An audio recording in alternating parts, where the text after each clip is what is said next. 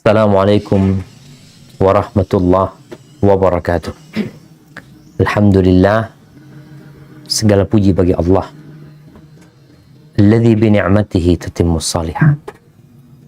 Yang karena nikmatnya kebaikan-kebaikan menjadi sempurna. Kadangkala masih ada yang merasa dia hebat, dia cerdas, dia pandai, dia pekerja keras, sehingga cita-cita yang dia raih adalah karena kehebatan dia. Dia lupa bahwa Allah lah yang memberikan segala-galanya. Kalau bukan karena Allah, kita siapa? Allahumma salli wa sallim wazid wa barik wa an'im ala sayyidina wa maulana Muhammadin wa ala alihi wa ashabihi ajma'in. Ya Allah, semoga salawat dan salam senantiasa Engkau curahkan untuk hamba kekasih-Mu, untuk baginda Nabi kita Muhammad alaihi salatu wassalam, untuk keluarga beliau, untuk istri-istri beliau, untuk putra-putri beliau, dan untuk seluruh sahabat Nabi. Semoga Allah meridai kita bersama mereka.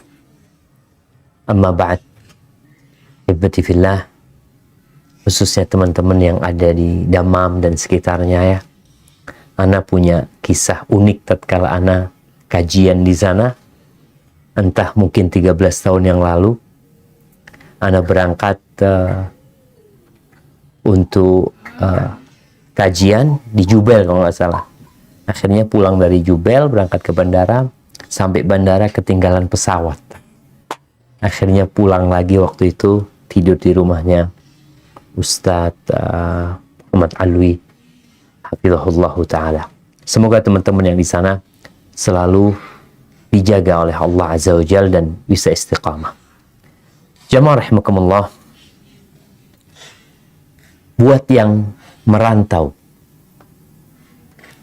meninggalkan negerinya, menuju ke berbagai penjuru dunia. Tentunya setiap orang yang merantau memiliki ambisi dan cita-cita. Ada visi dan misi mereka. Kenapa mereka rela meninggalkan keluarga? Atau kalau keluarganya dibawa, kenapa dia rela meninggalkan negerinya? Meninggalkan kedua orang tuanya? Meninggalkan tanah kelahirannya? Pasti ada sesuatu yang kuat yang mendorong dia untuk melakukan itu. Misi dan visi seseorang itu menjadi sumber dari semua yang dilakukan oleh manusia. Terus kenapa teman-teman merantau? Untuk apa? Ada yang duniawi, untuk mencari dunia. Artinya pandangan dia dalam kehidupan ini untuk dunia aja. Dia bekerja, sebagian perantau itu berangkat untuk cari modal aja. Pulang, dapat modal, usaha. Ada yang cuma ingin punya rumah. Boleh aja. Ada yang duniawi untuk mencari akhirat. Iya, dia mau cari uang, benar. Kalau dikatakan kenapa engkau bekerja? Ya, butuh ongkos dalam kehidupan ini. Aku ingin berangkat umroh, aku ingin berangkat haji, aku ingin bisa bangun masjid, bangun sekolahan. Ada keinginan-keinginan akhirat sebenarnya, tapi dia mau cari dunia untuk kepentingan akhirat dia. Ada juga yang menuntut ilmu, tapi untuk dunia juga. Merantau untuk menuntut ilmu untuk dunia. Namun ada yang menuntut ilmu juga, tapi untuk akhirat dia. Ahibati fillah, Rasulullah sallallahu alaihi wasallam seringkali berdoa di majlis untuk para sahabat. Apa yang beliau pinta? Beliau mengatakan, Allahumma la taj'al musibatana fi dinina. Wa la taj'alid dunya akbara hammina wa la mablagha ilmina. Yang artinya, ya Allah, jangan Engkau jadikan musibah kami dalam urusan agama. Jangan sampai kita kehilangan mobil, kehilangan rumah, kehilangan harta. Insya Allah bisa dicari. Tapi antum kehilangan iman, kemana antum cari?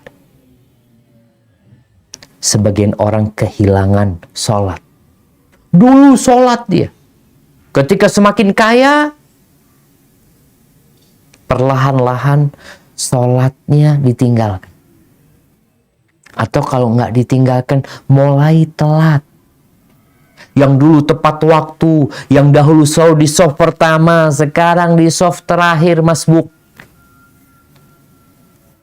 Apa penyebabnya? Itu musibah dalam agama. Anak kita gagal dalam perkuliahan. Wajar. Yang penting dia nggak gagal dalam sholatnya. Tetap sholat dia. Tapi ada yang sukses. Mungkin menjadi orang terpandang. Tapi agamanya bahkan hilang kadang. Yang kedua, beliau mengatakan, wala taj'alid dunya akbar hammina. Jangan jadikan dunia itu tujuan dan ambisi terbesar kami, ya Allah. Wala mablagha ilmina. Jangan jadikan dunia itu puncak dari ilmu kami. Yang dicari dunia. Berilmu pun untuk cari dunia. Duduk. Kalau sekarang semua ada di handphone. Coba kita lihat. Ada yang ketika pegang handphone, dia mau buka Quran. Ya Allah. Ada yang ketika pegang handphone, dia mau baca zikir-zikir. Tapi ada yang setiap pegang handphone, gak ada urusan akhir. Dunia aja. Alhamdulillah sekarang kita bisa mengecek ya. Sebenarnya dalam sehari itu, berapa kali kita membuka aplikasi Al-Quranul Karim. Bukan berapa kali ya. Baterainya berapa lama baterainya itu digunakan untuk itu. Dan itu insya Allah dapat menjadi alat kontrol kita. Kalau antum mau tidur malam, antum buka baterai itu. Antum lihat, buat apa aja kan seharian. Orang itu takut handphonenya mati sekarang, subhanallah. Takut. Semua sarana dibikin oleh manusia supaya handphone itu tidak mati. Kenapa vendor-vendor besar ini yang menyediakan baterai, mereka mengatakan ini lebih kuat lagi, bisa sepekan mungkin, nggak dicas ya, kayaknya belum ada sekarang. Dulu ada handphone yang jadul itu bisa sepekan, 2 pekan masih hidup. Tapi sekarang ya ambisi manusia yang menyebabkan baterainya boros. Maka coba antum malam hari membuka handphone di bagian baterai. Antum kalau bisa ada perubahan. Kalau dilihat hari ini, ya Allah, nggak ada Quran yang buka hari ini. Gimana? Buka antum. Paling tidak sama lah kalau bicara dunia sama akhirat, kalau bisa bareng lah. Ahibatifillah, kita termasuk yang dimana ya antum sendiri yang bisa menghukumi diri kita. Kadang-kala kita ngelihat orang, oh fulan ini duniawi, belum tentu. Kadang-kala kita melihat dia kaya raya, rumahnya, mobilnya, antum berpikir duniawi, belum tentu. Bisa jadi yang tukang becak lebih duniawi daripada yang kaya raya. Karena ini bicara hati. Kalau bicara harta, ya ada yang kaya, ada yang miskin. Ada orang kaya ambisinya akhirat, ada orang miskin ambisinya duniawi. Dan sebaliknya. Haibati fillah, Rasulullah sallallahu alaihi wasallam mengabarkan kepada para sahabat bagaimana sih pemburu dunia itu yang mengejar dunia terus sehingga lupa dengan akhirat. Subhanallah, ini hadis riwayatkan oleh Imam Al-Baihaqi dari Abu Hurairah radhiyallahu anhu dari Nabi alaihi salatu wassalam. Beliau bersabda, Innallaha yubghidu kulla jahwarin jawab sakhabin bil aswaq jifatin bil lail himarin bin nahar alimin bi amri dunya jahilin bi amril akhir. Allah jemaah, lama anak nggak baca hadis ini, tapi ketika anak dipersiapkan untuk mempersiapkan diri untuk kajian hari ini, anak kok ketemu lagi sama ini hadis yang artinya innallah, sesungguhnya Allah membenci semua orang yang berkata keras, kasar, sombong, orang yang rakus namun pelit. Rakus, cari duit terus dia, cari harta, dan dia pelit. Entah mau dibuat apa itu harta sama dia. Sakhabin bil aswaq, orang yang bersuara gaduh di pasar. Ya, nggak ngapain suara gaduh di pasar, teriak-teriak, jualan ini itu macam-macam. Apa kata Nabi SAW? Subhanallah, ini gambaran yang benar-benar perlu kita renungkan bersama. Jifatin bil lail, kalau malam hari kayak bangkai, tidur kayak bangkai, nggak gerak, nggak ada bangun untuk sholat malam, nggak ada bayangan dia, ya Allah, sepertiga malam akhir, ya Allah, aku ingin menghadap kepada minta akhirat. Sebagian orang bangun malam itu untuk cari dunia juga. Jadi orang sholat malam yang diminta dunia, karena urusannya sulit ini itu. Subhanallah, kapan minta akhirat? Sholat malam dipakai cari dunia, cari akhirat. Tapi ada orang yang kata Nabi, jifatin billail, jifah, bangkai di malam hari. Kita lihatlah bangkai. Himarin bin nahar, di malam hari seperti bangkai, di siang hari seperti keledai. Allahu Akbar, keledai itu kerjanya ngangkut barang, ya. Ya sudah, dia berangkat ke sana, dia angkutin barang lagi, berangkat ke sana, nanti datang ke sini, cari dunia. Digambarkan seperti keledai yang bekerja untuk cari dunia. Yang ada dalam benak keledai ini cuma kerja aja. Makan, kerja, kawin, mungkin buang kotoran. Himar. Allahu Akbar, jam. Keledai di siang hari, malam harinya bangkai, siang harinya keledai. Alimin bi amri dunya, alim, ulama dia ini dalam urusan dunia, pinter untuk cari fulus. Jahilin bi amril akhirah, bodoh tentang urusan akhir. Wallahi jamaah, ini orang dibenci sama. Ya, tapi kadangkala kita tertipu dengan kehidupan dunia, sehingga tidak peduli dengan bencinya Allah kepada diri kita. Ahibati fillah, menyikapi dunia ini harus dimulai dengan ilmu tentang kehidupan dunia. Yang Nabi sebutkan tadi, Sallallahu Alaihi Wasallam, itu orang alimin bi amri dunia, alim tentang urusan dunia, tapi lupa sama urusan akhir, bodoh. Maka kita perlu tahu nih, kita perlu punya ilmunya. Emangnya kenapa sih kita ada di dunia ini? Buat apa kita di sini? Apakah kita dulu di tempat lain sebelum berada di dunia ini? Nah, kita dulu nggak ada. Kita sadar keberadaan kita ini bukan karena keinginan anak. Anak lahir bukan karena keinginan anak. Keinginan orang tua, ya orang tua punya keinginan. Tapi berapa banyak orang tua punya keinginan punya anak, nggak punya anak? Berarti ada yang ingin keberadaan kita di sini. Siapa? Allah Azza wa Jalla. Kemudian awal mula keberadaan kita di muka bumi ini ceritanya dari Nabi Adam alaihissalam. Coba kita buka Quran. Di surat Al-Baqarah ayat 35-36. Cerita keberadaan manusia di muka bumi ini. Yang dimulai dengan diturunkannya Nabi Adam alaihissalam. Nah, silakan dibaca. Barakallahu fiik.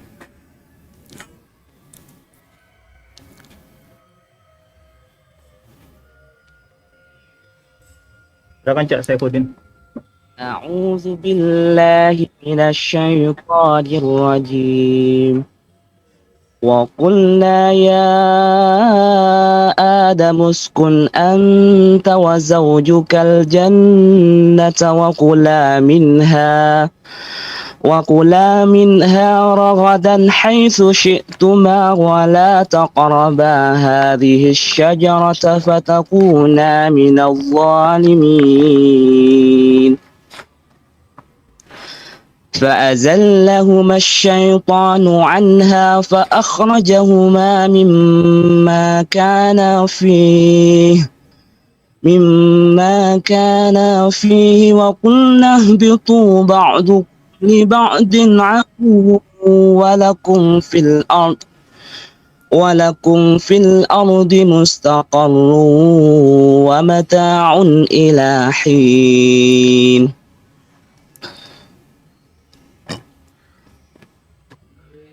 Artinya? Dan kami berfirman, wahai Adam, tinggallah engkau dan istrimu di dalam surga, dan makanlah dengan nikmat berbagai makanan yang ada di sana sesukamu. Tetapi janganlah kamu dekati pohon ini, nanti kamu termasuk orang-orang yang zalim.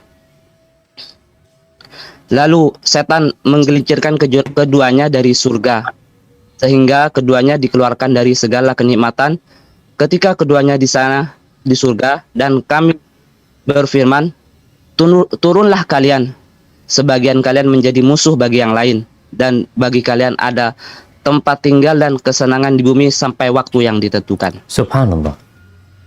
Kita punya waktu terbatas di muka bumi. Ada kesenangan terbatas juga. Kenapa? Karena kita bukan penduduk bumi. Nabi Adam dan Hawa diturunkan bersama syaitan. Dan Allah ingatkan, hati-hati sama syaitan, musuh kalian. Bapak kalian tuh, Adam dan ibunda kalian Hawa, keluar dari surga, keluar dari segala kenikmatan, turun ke bumi ini karena godaan syaitan. Maka jangan sampai kita juga mau digodain sama setan. Udah dikasih tahu setan itu musuh. Namun dunia ini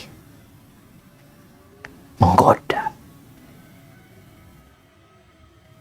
Bayangin ya, ada orang jam 3 itu bisa bangun untuk ke pasar. Tapi sulit bangun untuk ke masjid. Ke pasar bisa rame loh pasar itu jemaah. Jam 3 itu udah rame. Atau jam 2 pun sudah ramai. Tapi masjid sepi. Bahkan kadang-kala pasar-pasar atau masjid-masjid yang ada di pasar itu kurang terawat. Jamaahnya juga tidak banyak. Rasulullah SAW bersabda tentang dunia ini. Apa kata beliau? Dunia sijnul mu'min wa jannatul kafir. Dunia ini penjara buat orang-orang yang beriman. Surga buat orang-orang kafir. Bayangin antum di penjara. Apakah antum bisa keluar semau antum? Apakah antum bisa makan semau antum? Apakah antum mau istirahat semau antum? Mau bermain semau antum? Enggak. Orang kalau di penjara itu ada aturannya. Ada jam bangun, ada jam tidur, ada jam makan, ada tugas-tugas yang harus dikerjakan. Nggak bisa keluar semuanya.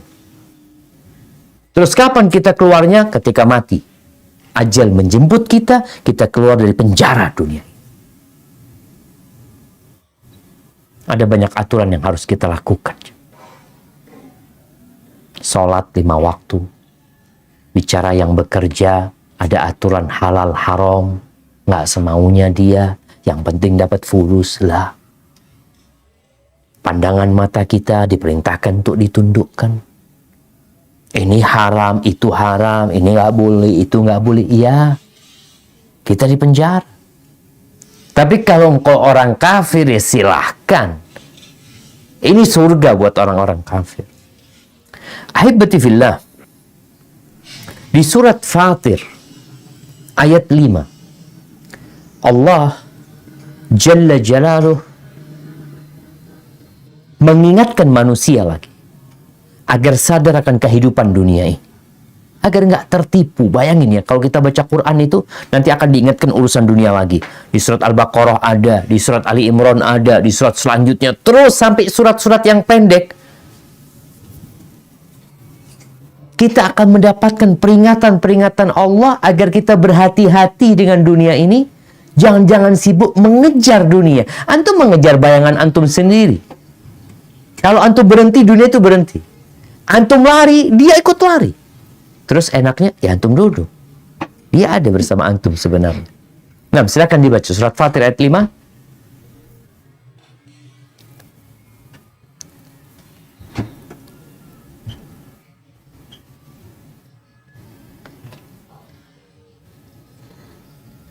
يا أيها الناس إن وعد الله حق فلا تغرنكم الحياة الدنيا ولا يغرنكم بالله الغرور. Wahai manusia, sungguh janji Allah benar. Maka janganlah kehidupan dunia memperdayakan kamu, dan janganlah setan yang pandai menipu memperdayakan kamu tentang Allah. Subhanallah. Ada dua godaan manusia. Yang pertama Allah sebutkan kehidupan dunia. Yang kedua setan. Jangan sampai dua hal ini, ketika setan ini menggunakan dunia untuk menggoda kita, sangat besar tipu dayanya.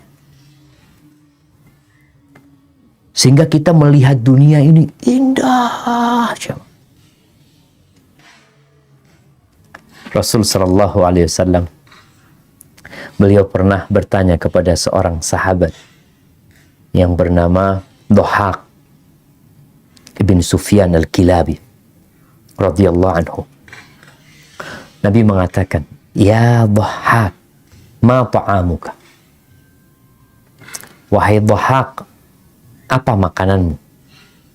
Nih, ada teman-teman di studio ini yang hari ini lagi bawa durian, yang kita mau makan durian hari ini.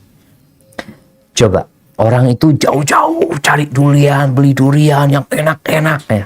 Ini Nabi bertanya kepada Dhahak, "Ya Dhahak, ma ta'amuka?" Apa makananmu? Apa kata Dhahak? Al-lahm wal laban. Ya Rasulullah, makananku ya daging sama susu. Susu yang enak, daging yang dibakar ya. Yang mungkin macam-macam lah, orang itu punya cara untuk memasak itu daging. Kalau kita masuk ke restoran, daging itu dibikin daging bakar, daging sup, daging goreng, daging macam-macam. Sepanjang jalanan kita melihat di Indonesia ini ayam bakar, bebek bakar, sate, apa. Banyak orang makan daging. Susu, minuman. Terus Nabi bertanya, sallallahu alaihi wasallam, "Tsumma yasiru ila madza?" Terus daging itu jadi apa? Susu itu jadi apa? Kita kan melihat dagingnya. Kalau kita bicara kita makan durian, kita ngeliat duriannya enak. Coba mikir, jadi apa nih ntar nih?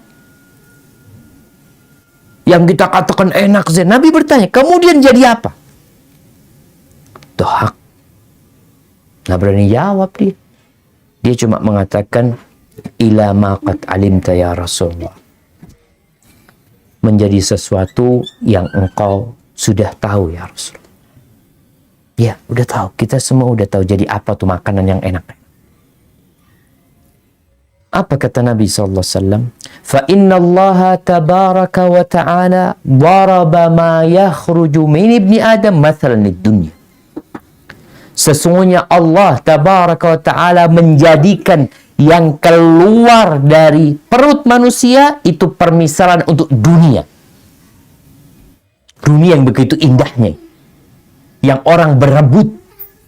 Kalau kita melihat di pagi hari orang keluar dari rumahnya mencari dunia, pulang malam hari, kita lihat ada pergerakan yang begitu hebatnya di siang hari orang mencari dunia. Permisalannya seperti apa kata Nabi SAW? Seperti yang makanan yang kau makan kemudian jadi kotor. Dalam ini hadis riwayat Ibnu Hibban. Di riwayat lainnya Nabi SAW mengatakan inna mat'ama ibn Adam, sesuai makanannya manusia itu duri bali dunia masalah, sebagai permisalan untuk kehidupan dunia. Bima kharaja min ibni Adam, dari makan kemudian yang keluar. Wa in qazzahahu wa mallahu fandur ma yasiru ilaihi. Coba kita lihat. Walaupun kata Nabi SAW, makanan itu dihiasin ya. Makanan itu dikasih, kalau di restoran bintang 5 itu ya, makannya di model macem-macem. Jadi cara nyuguhkannya, ya jangan ditanya lah. Orang itu kadangkala untuk kuliner jamaah meninggalkan kotanya. Anak pernah diajak kuliner sama teman di Jakarta, berangkat ke Bandung. Cuma mau makan nasi goreng. Subhanallah. Antum jauh-jauh dari Jakarta cuma makan nasi goreng. Ya Ustaz, zen Ustaz. Astaghfirullahaladzim. Tapi itu kehidupan dunia.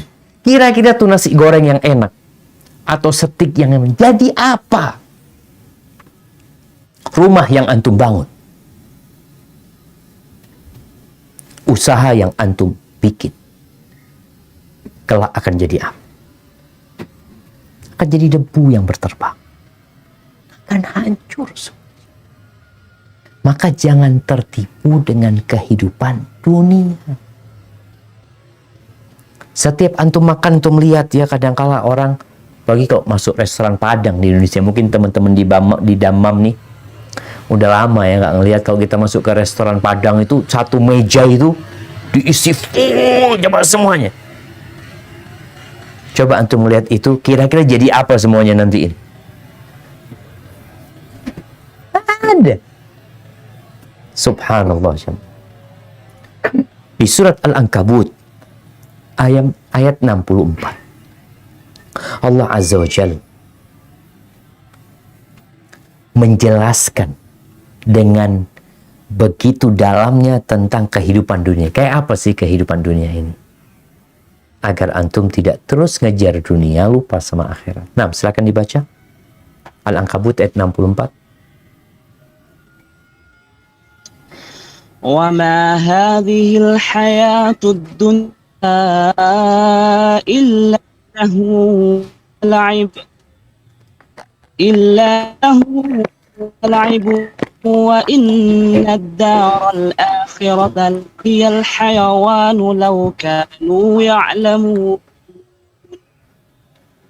Dan kehidupan dunia ini hanya senda gurau dan permainan, dan sesungguhnya negeri akhirat itu kehidupan yang sebenarnya, sekiranya mereka mengetahui.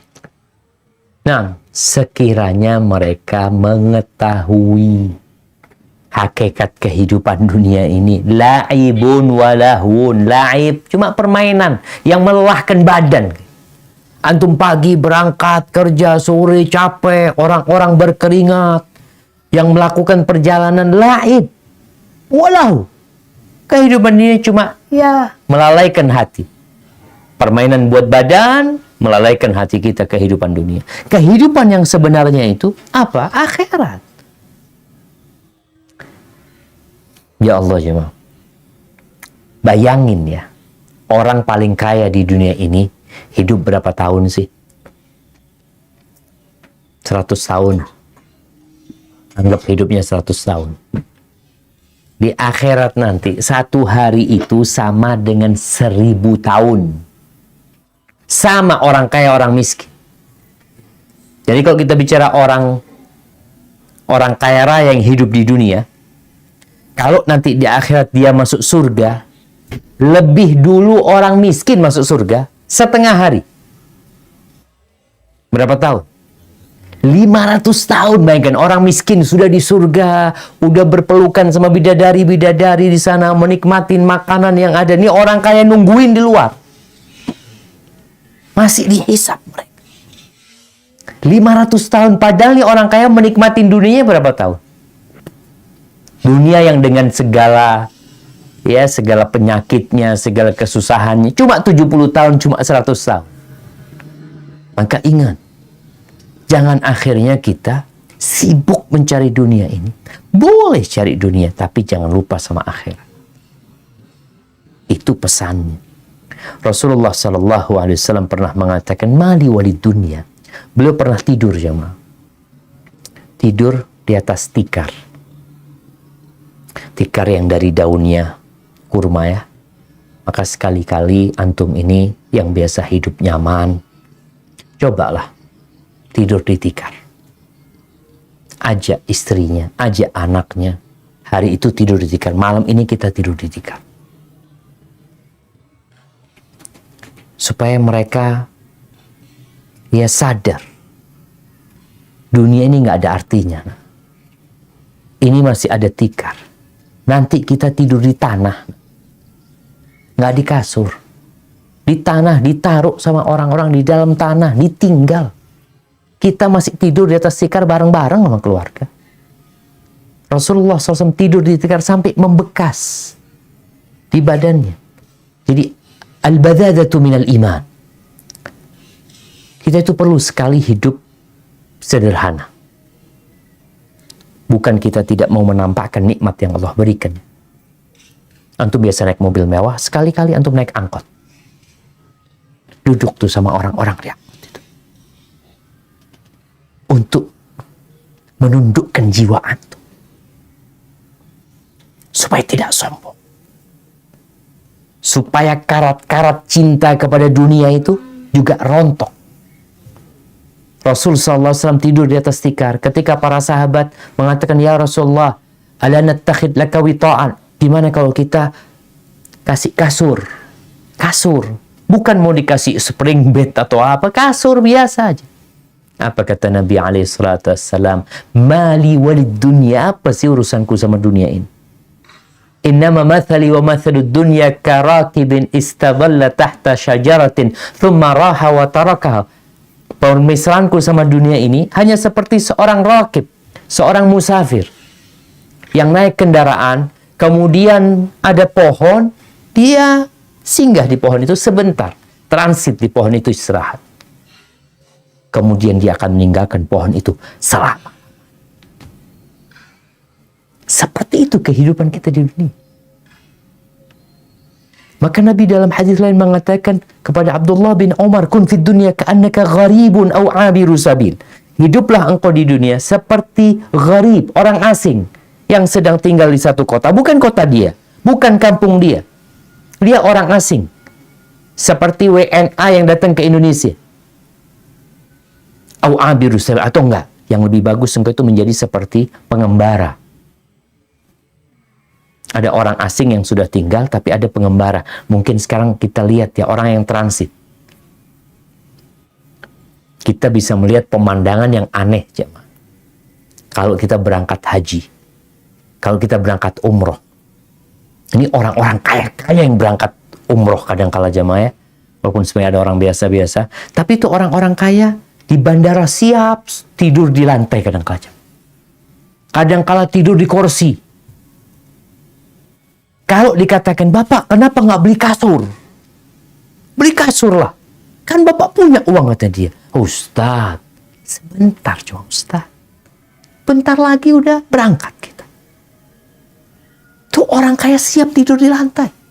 Kita sekarang nggak usah ngelihat jemaah umroh lah. Kita lihat orang-orang yang sedang traveling. Kadang-kala transit 6 jam di bandara. Nunggu dia, tidur di kursi. Dari besi kursinya nggak ada. Empuk-empuknya nggak ada. Tapi bisa tidur dia. Apa dikatakan dia pelit? Kenapa dia nggak beli kasur? Enggak, masalahnya anak nggak lama di sini. Dan antum di dunia ini nggak lama. Tadi Nabi SAW memberikan contoh. Kalian ini cuma sebentar. Maka jangan terlalu memikirkan yang di sini. Kalian akan melanjutkan perjalanan. Kalau mau beli kasur ya di sana lah kasur kita. Kita kan di sana lama gitu loh. Di sini sebentar. Oleh karena itu Rasul sallallahu alaihi wasallam menyuruh kita berhati-hati dengan dunia ini. Karena benar-benar membuat orang lupa. Beliau setelah sholat subuh di Masjid Nabawi pernah menyampaikan kepada para sahabat, hari itu di malam harinya itu datang fulus dari Bahrain yang dibawa oleh Abu Ubaidah Amir bin Jarrah. Ketika Nabi habis subuh itu mau pulang, dilihat kok banyak orang ini. Biasanya kan mereka pada sholat di masjid masing-masing ya. Di kampung Madinah itu banyak masjid-masjid, di setiap kampung ada masjid sepertinya. Mereka waktu itu kok sholat di Masjid Nabawi subuhan ini. Terus Nabi tersenyum mengatakan, oh kayaknya kalian dengar ya, ada fulus yang masuk.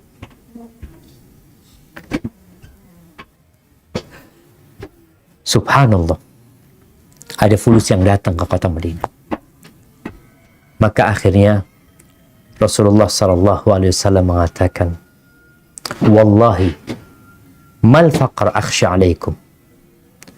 Demi Allah, aku tidak takut kalian ditimpa kefakiran. Aku tidak takut kalian ditimpa kefakiran. Wa innama akhsha an tubsata alaikumud dunya. Yang aku takutkan dunia ini dibentangkan buat kalian. Itu yang ditakutkan. Nabi nggak takut dengan kefakiran menimpa umatnya, enggak. Karena yang ke depan ini dunia akan dibentangkan buat kalian. Apa yang terjadi kemudian? Fatanafasuha kama tanafasuha. Kemudian kalian akan bersaing, berlomba-lomba untuk mengumpulkannya sebagaimana orang-orang terdahulu bersaing dan mengumpulkannya. Artinya dunia ini sudah ada di masa sebelum kita. Bagaimana kaumnya Nabi Musa alaihissalam, tatkala dibukakan dunia kepada mereka, mereka bersaing mengumpulkannya. Kalian akan bersaing seperti mereka. Kemudian dunia ini akan menghancurkan kalian. Jadi yang Nabi takutkan ketika dunia dibentangkan seperti dibentangkan buat umat-umat sebelumnya, lalu kalian bersaing, berlomba-lomba mengumpulkannya, bukan akhirat yang dikumpulkan. Dunia. Sudah punya 5, kepingin 10. Udah punya 10, kepingin 20. Buat apa? Kalau buat akhirat, ahlan wa sahlan.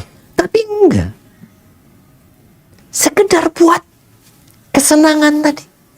Lahu, yang melalaikan hatinya. Anak ingat di Jakarta ada kawan cerita, Ustaz, anak punya tetangga, kata dia, punya mobil 40, Ustaz. 40 mobilnya. Rumahnya besar, Ustaz. Jadi kalau malam hari itu mobilnya itu disentrong pakai lampu lampu serong di halaman rumahnya. Itu orang cuma senang ngeliatin, bukan dinaikin, Ustaz. Cuma dilihatin. Mati akhirnya orang. Selesai. Ditinggal tuh mobil. Menghancurkan kalian. La'ibun walahun, permainan. Semuanya permainan, kita akan tinggalin semuanya jamaah. Kalau menang, kalau kita lihat di dunia ada orang pemain bola, main bola, udah capek berkeringat, menang satu, tanya dapat apa menang? Ya udah ada, sudah dapat fulus habis itu. Terus ya selesai udah. Karena ini kehidupan dunia. Yang ditakutkan Nabi hal itu. Hancur kita, mengejar dunia, lupa sama akhirat kita. Subhanallah. Rasulullah sallallahu alaihi wasallam berfirman tentang firman Allah, "Idza zulzilatil ardu zilzalaha wa akhrajatil ardu athqalaha." Ketika bumi ini digoncangkan, kita ngelihat ya bagaimana nggak ada harganya dunia ini ketika musibah menimpa. Ketika terjadi tsunami, mobil-mobil diangkut, rumah pun rusak, semua nyawa pun ngambang di mana-mana. Ketika terjadi banjir, saudara-saudara kita di Kalimantan ya, kita lihat semua rumah dipenuhin, mobil nggak bisa naikin mobil itu. Kita ngelihat terjadi longsor. Jangan bicara mobilnya, rumahnya, orangnya, kulkasnya hilang semuanya. Itu dunia. Nanti bumi ini akan digoncangkan dengan goncangan yang dahsyat, hancur semua. Wa akhrajatil ardu athqalaha. Kemudian bumi itu akan memuntahkan isinya. Apa kata Nabi SAW? Taqi'ul ardu aflada kabitiha. Bumi ini akan memuntahkan belahan-belahan hatinya. Akan dimuntahkan. Amthalal uswan minadh dhahab wal fiddah. Akan dimuntahkan emas itu seperti tiang-tiang. Kita ngelihat orang kalau ketemu emas satu kepel ya, Allahu Akbar. 1 kilo, 2 kilo jangan ditanya. Ini seperti tiang-tiang kata Nabi yang dimuntahkan. Lalu dibangkitkan orang-orang dari kubur. Melihat emas itu di mana-mana. Fayaji'ul qatil, seorang yang pernah membunuh dalam kehidupan dunia, dia mengatakan fi hadza qataltu. Demi harta ini aku membunuh. Ini yang membuat aku melakukan pembunuhan harta. Wa yaji'ul qati', seorang yang memutuskan rahimnya itu datang melihat emas itu berserakan di jalan-jalan, dia mengatakan, ya Allah, dia memutuskan rahimnya. Karena ini aku memutuskan rahimku. Berapa banyak kakak beradik yang tidak bertegur sapa gara-gara warisan. Keponakan sama pamannya. Na'udzubillah. Dia ketika dibangkitkan melihat emas itu, karena ini aku memutuskan rahimku. Dia lebih baik nggak kenal sama keluarganya daripada keluarganya harus dapat bagian warisan. Karena dia kakak tertua, kadang-kala kan seperti itu. Kakak tertua dikasih harta, dia yang pegang, sehingga dia menguasai. Dia nggak peduli sama adik-adik. Ini biasanya, tapi nggak semuanya. Wa yaji'us sariq, yang membunuh, yang mencuri juga datang melihat itu. Wah, emas di mana-mana kata dia. Apa kata pencuri ini? Fi hadza quti'at yadi, karena ini dulu tanganku dipotong. Thumma yada'unahu fala ya'khuduna minhu syai'an. Kemudian mereka meninggalkan emas yang berserakan itu tanpa mengambil sedikit pun dari. Nggak ada gunanya buat mereka. Hadis ini diriwayatkan Imam Muslim. Maka menghadapi kehidupan dunia ini, Allah sudah memberikan kepada kita cara. Bukan berarti antum hidup miskin. Enggak. Silahkan antum jadi orang kaya. Tapi ambisinya akhirat. Di surat Al-Qasas ayat 77, Allah berfirman. Silakan dibaca.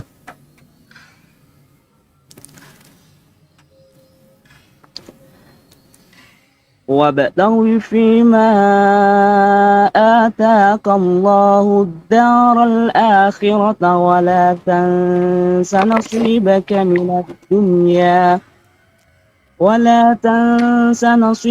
من الدنيا وأحسن كما أحسن الله إليك ولا تبغ الفساد في الأرض إن الله لا يحب المفسدين. Dan carilah pahala negeri akhirat dengan apa yang telah dianugerahkan Allah kepadamu.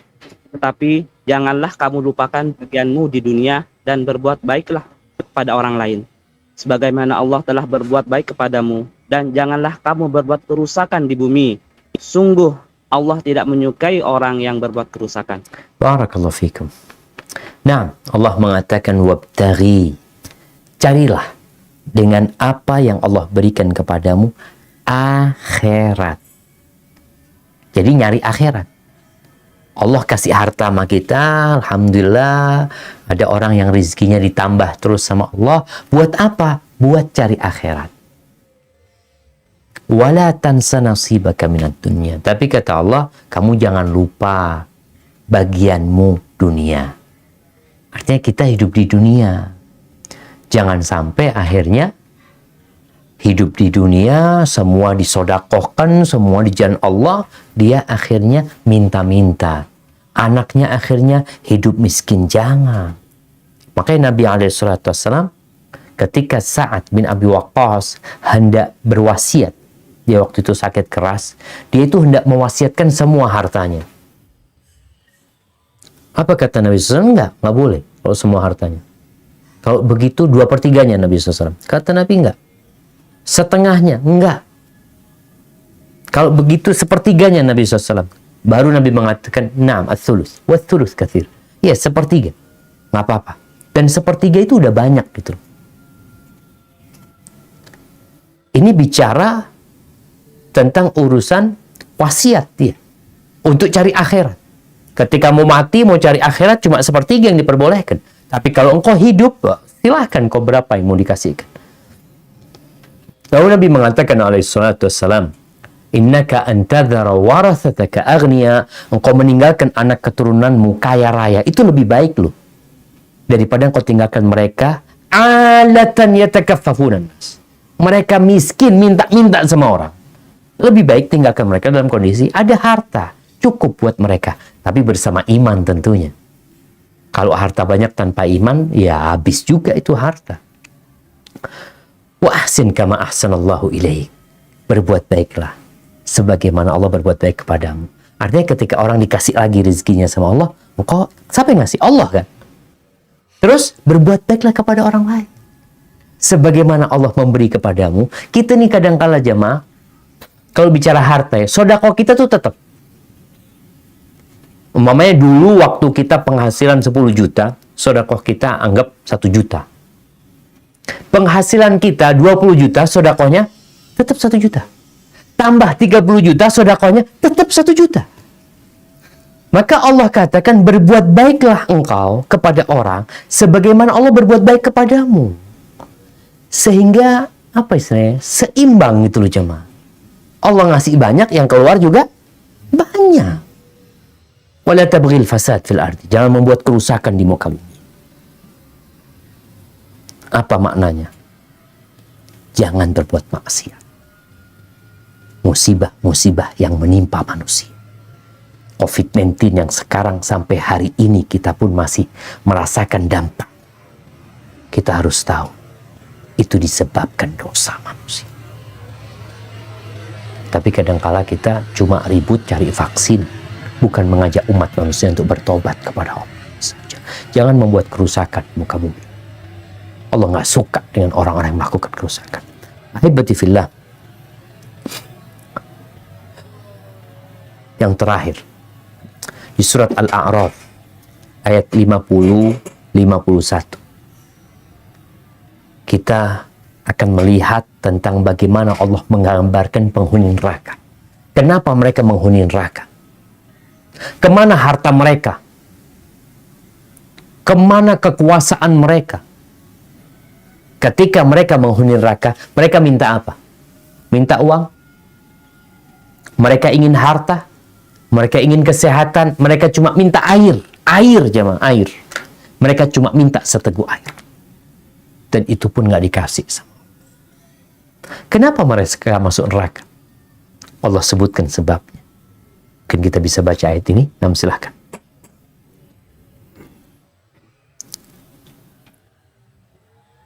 ونادى أصحاب النار أصحاب الجنة أن أفيضوا علينا من الماء أو مما رزقكم الله قالوا إن الله حرمنا على الكافرين.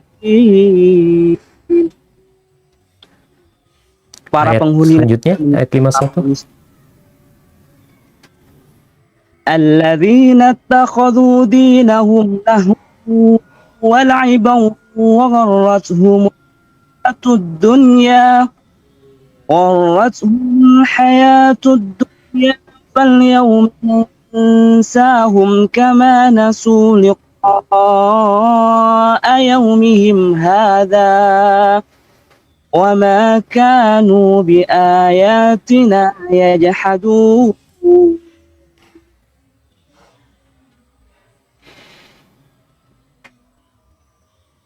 Para penghuni neraka menyeru para penghuni surga, tuangkanlah sedikit air kepada kami atau rezeki apa saja yang telah dikaruniakan Allah kepadamu. Mereka menjawab, sungguh Allah telah mengharamkan keduanya bagi orang-orang kafir, yaitu orang-orang yang menjadikan agamanya sebagai permainan dan senda gurau, dan mereka telah tertipu oleh kehidupan dunia. Maka pada hari ini, kiamat, kami melupakan mereka sebagaimana mereka dahulu melupakan pertemuan hari ini, dan karena mereka mengingkari ayat-ayat kami. Subhanallah, barakallahu fiik. Ahibati fillah, apa yang menyebabkan mereka masuk neraka? Mereka menjadikan agama mereka itu minta air nggak dikasih. Kenapa mereka masuk neraka? Mereka adalah orang-orang yang menjadikan agama itu bahan permainan, bahan senda gurau. Kadangkala kita nih agama, kalau lagi ada pernikahan baru agama datang. Ada kematian agama datang. Di pasar nggak ada agama kita di sana. Di tempat kerja kita nggak ada agama kita. Tidak sedikit manusia yang seperti itu. Mereka menjadikan agama ya hanya untuk seremonial aja. Wa gharrathumul hayatud dunya, dan mereka tertipu dengan kehidupan dunia ini. Sebagian kita merasa agama ini mengekang, Ustaz. Agama ini membuat kita susah untuk bergerak. Akhirnya ditinggalkan tuh agama. Dan mereka sibuk mencari dunia. Maka kata Allah, "Falyawma nansahum." Hari ini kami melupakan mereka. Selesai. Nggak akan dikasih seteguk air pun. Haibati fillah, khususnya teman-teman yang merantau nih, yang ada di Dammam, ya kira-kira kehidupan dunia itu atau hidup di dunia ini seperti antum hidup di Dammam. Antum di sana biasanya ya sekedarnya. Semuanya sekedarnya. Rumah ya sekedarnya. Antum beli rumah nggak bisa, Ustaz, karena Anda bukan penduduk sini. Ya udah, beli rumah di sana, Anda beli rumah di Indonesia. Antum lakukan itu.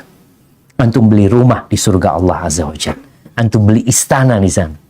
Kalau di sini susah, tapi di sini gimana? Ya udah, bismillah, nggak lama lagi antum akan meninggalkan Dammam. Dan biasanya teman-teman yang merantau di Saudi ini, di Indonesia sudah mempersiapkan segala sesuatu. Kenapa? Supaya tatkala dia harus pulang, di negerinya semuanya sudah tersedia. Begitu pula dengan akhirat kita. Usahakan antum meninggal dunia, antum sudah persiapkan semuanya untuk di sana. Hada wallahu a'lam bishawab. Itu yang bisa ana sampaikan pada kesempatan kali ini. Mungkin kita masuk ke sesi tanya jawab. Nah,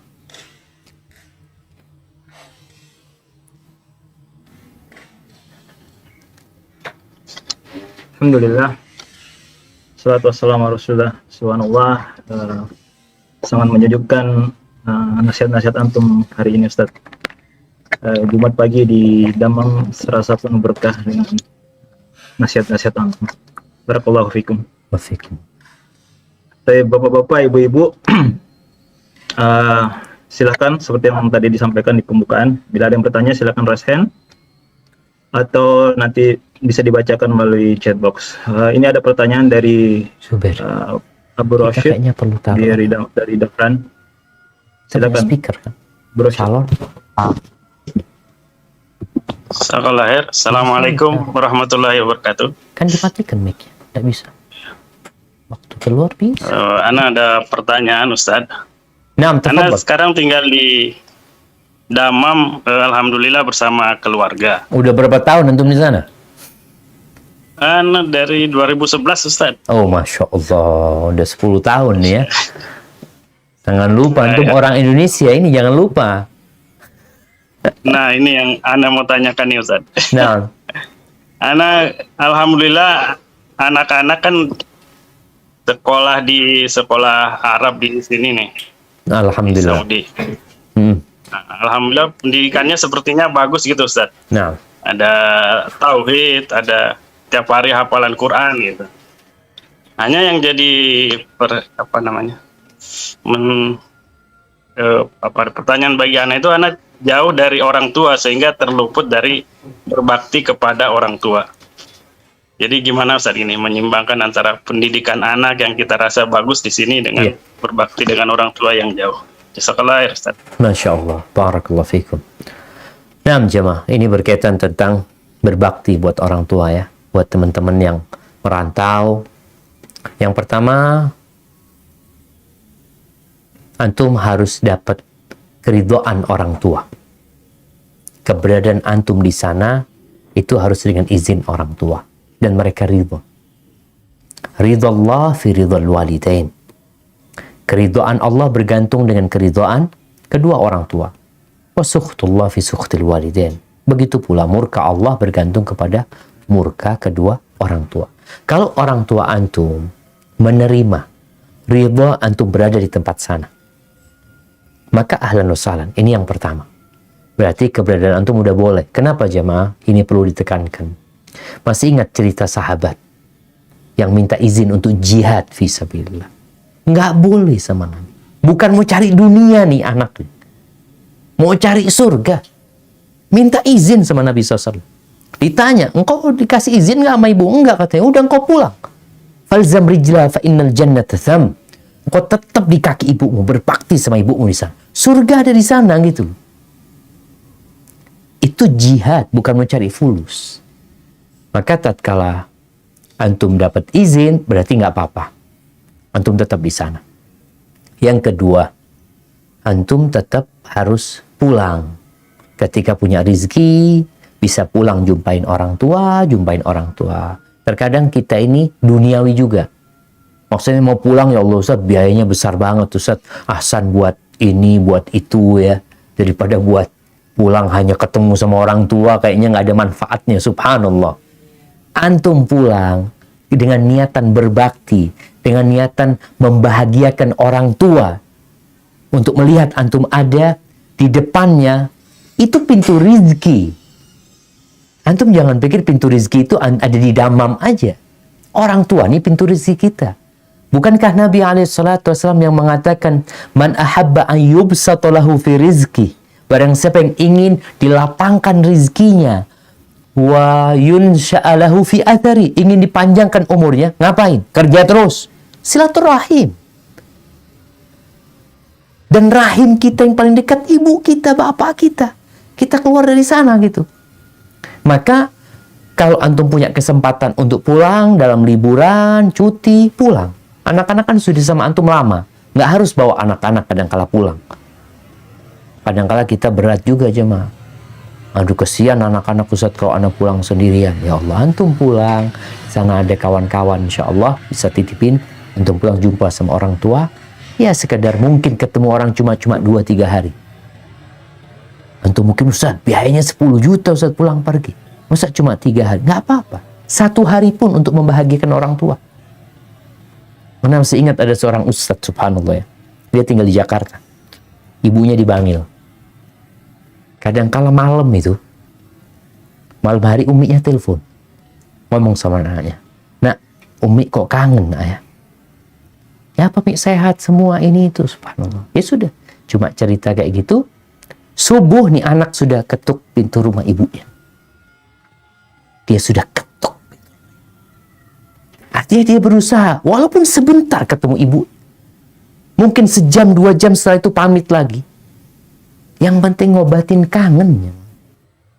Ada kerinduan orang tua sama anak gitu loh. Kadang-kadang sebagian anak ini yang merantau cuma kirim fulus. Ya nggak apa-apa, alhamdulillah gitu. Antum bisa kirim fulus. Itu termasuk kebaktian kepada orang tua. Tapi juga antum perlu untuk sekedar jumpa dia. Ini sebuah kebaktian anak kepada orang tuanya yang kadang-kala kita lupa dengan kesibukan kita cari dunia ini. Mungkin seperti itu. Sambil terus didoakan orang tuanya. Hadza wallahu a'lam bissawab.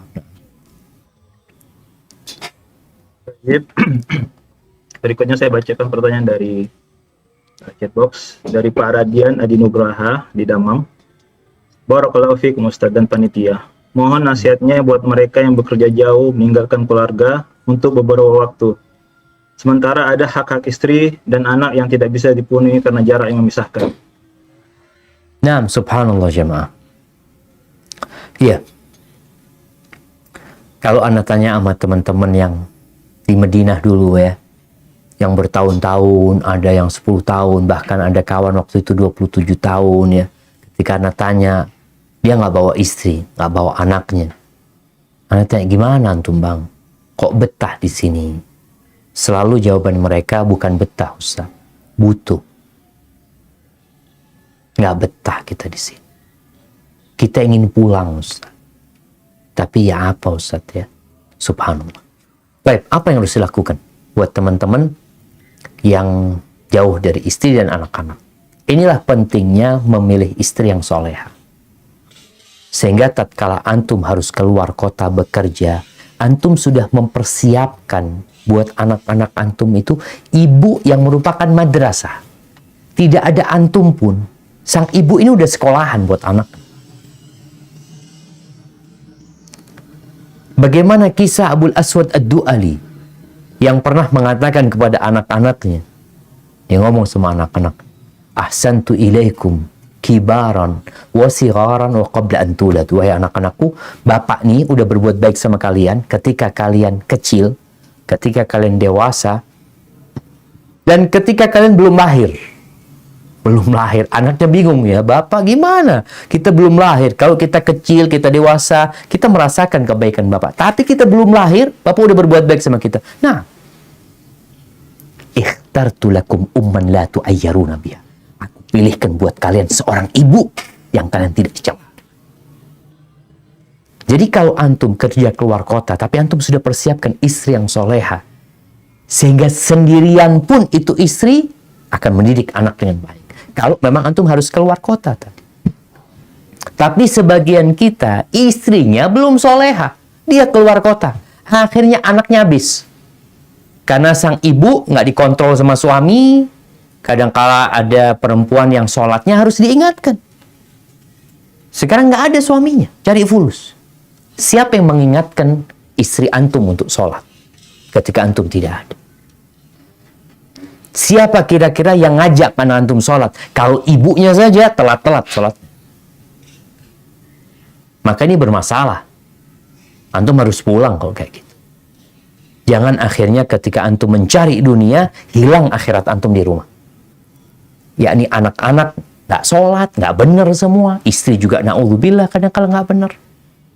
Maka yang nasihat anak, kalau memang antum sudah pilih ibu yang soleh, insya Allah aman. Terus gimana Ustaz kalau ibunya belum soleh? Ya antum yang harus soleh. Ingat cerita di surat Al-Kahfi, ini hari Jumat sekarang ya. Disunahkan baca surat Al-Kahfi tentang dua anak yatim. Orang tuanya sudah mati. Bapaknya udah mati. Bagaimana hartanya anak yatim ini dijaga sama Allah. Allah kirim Nabi Musa dan Nabi Khidir. Dua orang soleh nih. Untuk menyelamatkan hartanya itu anak yatim. Karena mau roboh bangunannya dibetulin sama Khadir dan Nabi Musa alaihi wassalam. Apa cerita Khadir setelah kejadian itu, setelah selesai urusan dengan Nabi Musa, dia cerita bahwasanya wa kana abuhuma sholihah. Bapaknya dua orang anak yatim ini orang soleh. Udah mati di kuburan, Allah jagain anak. Kalau antum orang soleh, antum mau berada di Dammam, antum berada di mana, insya Allah Allah jagain anak antum. Ini untuk teman-teman yang di luar negeri. Tapi jangan sampai akhirnya antum di luar negeri, kadangkala ya ada teman-teman yang na'udzubillah yang masih melakukan kemaksiatan di sana. Gimana dengan anak dan istri antum akhirnya? Maka buat teman-teman yang ke luar negeri atau yang meninggalkan keluarganya, tolong diperhatikan hal ini. Kemudian sekarang alhamdulillah ada sarana yang dengannya kita bisa tetap mendidik istri dan anak kita. Jarak jauh. Sekarang nih kajian ini pun, antum di Dammam, ana di Jember sih. Berarti kan masih bisa dilakukan. Sehingga tatkala antum, kita lihat sekarang anak-anak yang lagi sekolah di rumah ya, itu tahfidz Quran sama gurunya. Gurunya di mana? Di pondok gurunya.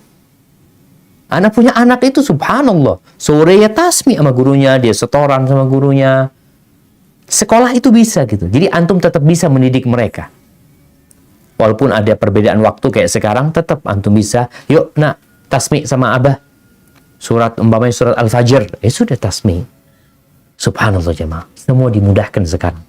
Jadi insya Allah ini sebuah teknologi yang dapat dimanfaatkan buat teman-teman yang merantau ini agar keberadaan antum di luar negeri tetap dirasa hadir oleh anak-anaknya. Karena ada yang orang tuanya satu rumah, bapaknya di rumah. Tapi anak-anak nggak merasakan kehadiran bapaknya. Ada bapaknya bersama mereka. Di mana? Di kamar. Ngapain? Lagi main handphone. Makanya sampai istri-istri pernah tanya, ya Ustaz, kita punya suami ini al-hadirul ghaib, kata dia. Hadir tapi ghaib, Ustaz. Ya sama aja. Lebih baik antum yang di sana, yang di luar negeri, tapi antum peduli sama keluarga dan anak-anak antum. Hadza wallahu a'lam bissawab. Nah, Baik, Ustaz. Berikutnya pertanyaan dari, ya saya ambil dari yang bertanya langsung. Silakan dari Fitria, tampaknya dari Jubail, Saudi. Silakan dibuka mic-nya, Fitria. Nah.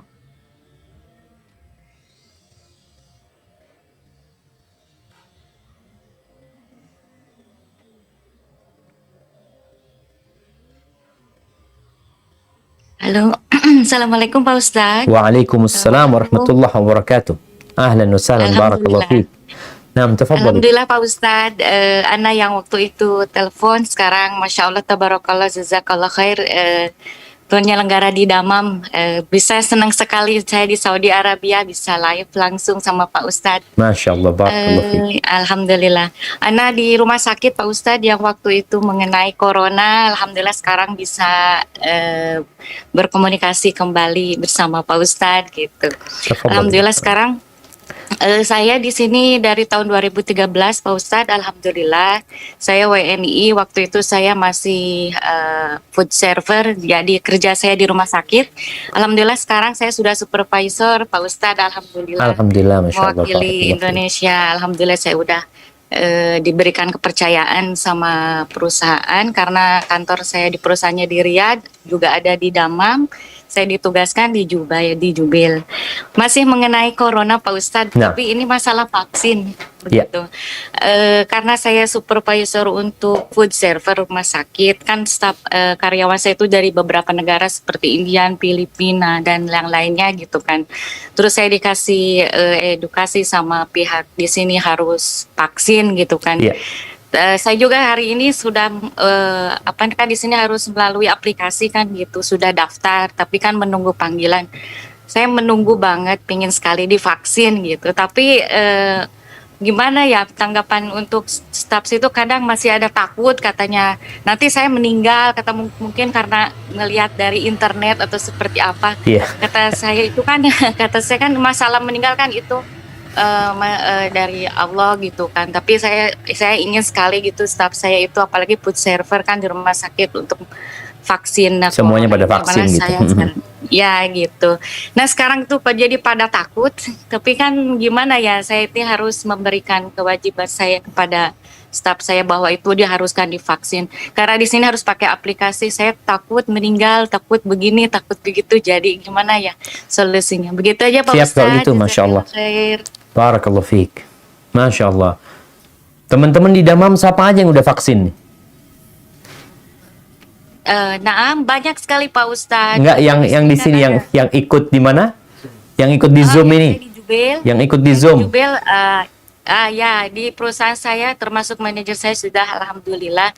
Cuman karena menunggu panggilan kan di sini kan jadi ada 3 kategori kan di sini. Yang pertama itu kategorinya yang tua, yang kedua ada dari yang berpenyakit spesial seperti diabetik gitu kan diutamakan. Nah kategori ketiga saya termasuk kategori ketiga yang sehat gitu. Siap, Jadi siap, menunggu kalau gitu. panggilan ya. Nah, Masya Allah, Jadi barakallahu fiikum. pertanyaannya ya gitu bagaimana caranya supaya yang lainnya gitu paham. Tapi alhamdulillah gitu. Mungkin masih takut gitu Pak Ustadz. Siap.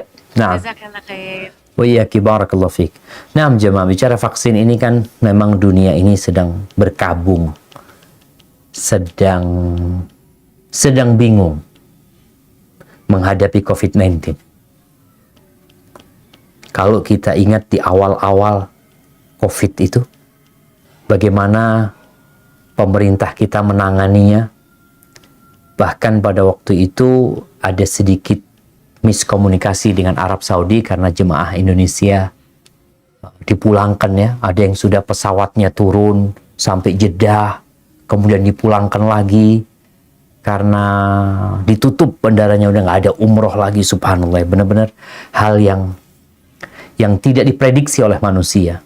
Di awal-awal juga kita tahu kayaknya COVID-19 ini tidak menyerang orang Melayu gitu dia. Kemudian dulu ada namanya apa lagi? Empon-empon, macam-macam orang membuat segala sesuatu. Pokoknya semua obat-obatan, semua herbal yang ada kategorinya anti COVID, menyembuhkan dari COVID, itu laris semuanya. Tapi ternyata enggak juga. Ya, orang mungkin hanya menjaga imunitas. Akhirnya orang berpikir untuk membuat vaksin. Sebagaimana vaksin-vaksin sebelumnya sudah dibuat oleh manusia, dan alhamdulillah ternyata bermanfaat vaksin-vaksin itu. Dulu ada vaksin polio ya, kemudian ada vaksin mungkin apa yang terkenal dulu penyakit-penyakit itu, cacar. Ya, anak-anak itu divaksin cacar, vaksin polio. Kita waktu SD itu, Masya Allah, anak ingat di kelas itu pada kabur ke sana kemari karena kita didatengin sama tukang suntik gitu loh. Nggak mau kita disuntik gitu. Ya kita nggak paham vaksin apa, cuma ada yang takut sama jarum aja anak-anak pada waktu itu. Terus sekarang kemudian muncul corona, COVID-19 ini, kemudian dibuat vaksin. Memang vaksinnya ini belum selesai uji klinis secara total ya. Karena kalau membaca dari ucapan para ahli, sebenarnya vaksin itu dibuat waktunya cukup lama gitu loh. Nggak bisa buru-buru. Tapi karena mendesak, akhirnya jadilah vaksin yang sekarang ada dan sudah mulai dipakai.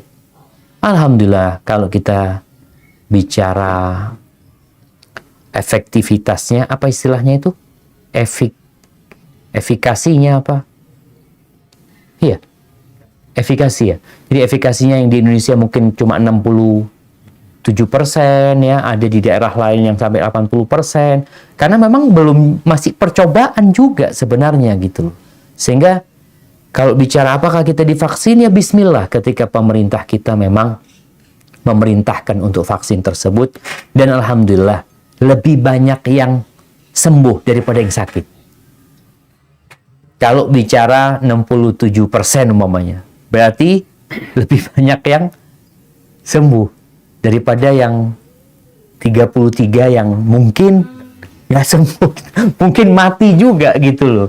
Tapi masih ada harapan gitu loh. Masih ada harapan, dan ini salah satu bentuk berobat kita sebenarnya. Jadi insya Allah buat teman-teman, bismillah lah. Ketika memang ada yang gagal, kita tahu tidak vaksin pun kita mati, vaksin pun kita mati. Jadi vaksin ini salah satu upaya ikhtiar kita sebenarnya. Dulu Anda ingat urusan masker ya, yang ada perempuan di Surabaya yang di pasar, yang dia marah-marah disuruh pakai masker. Saya ini tidak pakai masker, mati pakai masker, sesek juga saya. Jadi dia itu merasa ya apa sudah. Tapi insya Allah vaksin ini termasuk salah satu upaya. Kalau memang dikatakan efikasinya sudah bagus, tadi 67%, ya belum 100%, belum 80%, belum 90%. Karena ada vaksin, Anda baru saja baca, vaksin itu yang di tempat lain 80%, di Afrika 60% cuma. Supaya kita tahu, Allah yang menciptakan ini COVID. Kita seharusnya kembali kepada Allah SWT, bukan hanya sibuk pakai vaksin. Silahkan Anda pakai vaksin. Tapi tetap kita berdoa tiap hari, meminta kepada Allah. Baca Bismillahilladzi la yadurru ma'asmihi syai'un fil ardi wa la fis sama' wa huwas sami'ul alim. Jadi ketika mau vaksin juga baca, nggak apa-apa baca doa itu dengan nama Allah yang tidak membahayakan dengan namanya segala sesuatu yang di langit dan di bumi. Semoga antum dan yang lainnya dikasih kesembuhan sama Allah SWT. Hadza wallahu a'lam bissawab. Nah.